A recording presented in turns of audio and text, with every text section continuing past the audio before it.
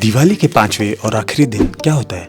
आप कहेंगे भाई दूज। बहनें थाली सजाती हैं, भाई को टीका करती हैं और उनकी लंबी उम्र की कामना करती हैं। बिल्कुल सही।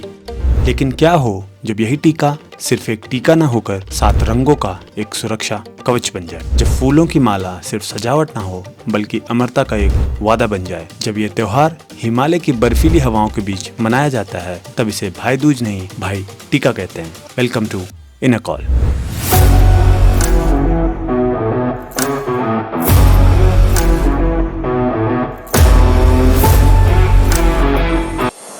यह त्योहार सिक्किम के साथ साथ दार्जिलिंग, कालिम्पोंग और उत्तर बंगाल क्षेत्र एवं भारत में गुरखा समुदाय की उपस्थिति वाले अन्य क्षेत्रों जैसे असम, उत्तराखंड आदि में भी धूमधाम से मनाया जाता है। भाई टीका 5 दिवसीय त्योहार जो कि दीपावली का समापन है। जैसे दशैं, दशहरा या दुर्गा पूजा के बाद गोरखा नेपाली समुदाय के लिए दूसरा सबसे बड़ा उत्सव है। यह शुभ दिन पूरी तरह से भाइयों और बहनों के बीच पवित्र रिश्ते को सम्मान देने के लिए समर्पित है, जिसमें बहनें अपने भाइयों की लंबी उम्र और समृद्धि के लिए प्रार्थना करती हैं। संपूर्ण तिहार त्योहार जिसे यम पंचक, मृत्यु के देवता यम को समर्पित 5 दिन के रूप में भी जाना जाता है, कि एक अनूठी संरचना है जो जीवन के विभिन्न पहलुओं के प्रति श्रद्धा दिखाने के लिए समर्पित है। त्योहार अपने पहले शुभ दिन काग तिहार कौओं की पूजा से शुरू होता है, जहां कौओं को भोजन दिया जाता है जिन्हें यम का दूत माना जाता है। अगले दिन कुत्तों, कुकुर तिहार, गायों और देवी लक्ष्मी, गाय तिहार और लक्ष्मी पूजा, और बैलों, गोरु पूजा या गोवर्धन पूजा को समर्पित होते हैं। और अंत में भाई टीका पर भाई बहनों के उत्सव के साथ इसका समापन होता है।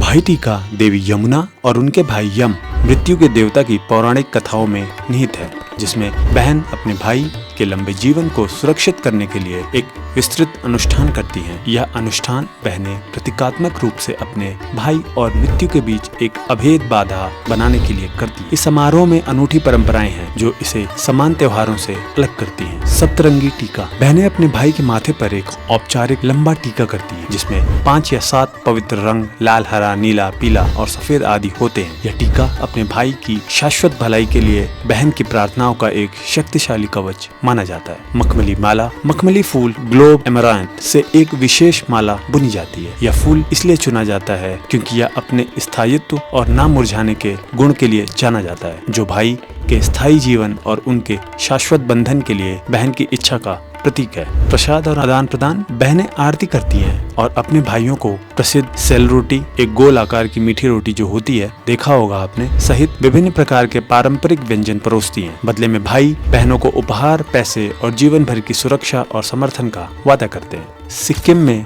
भाई टीका पारिवारिक प्रेम की एक दिल को छू लेने वाली अभिव्यक्ति है, जिसे खूबसूरती से सजे हुए घरों, सामुदायिक समारोहों और हार्दिक आशीर्वादों से आदान प्रदान द्वारा चिन्हित किया जाता है, जो हिमालयी राज्य के गहरे सांस्कृतिक मूल्यों को सुदृढ़ करते हैं।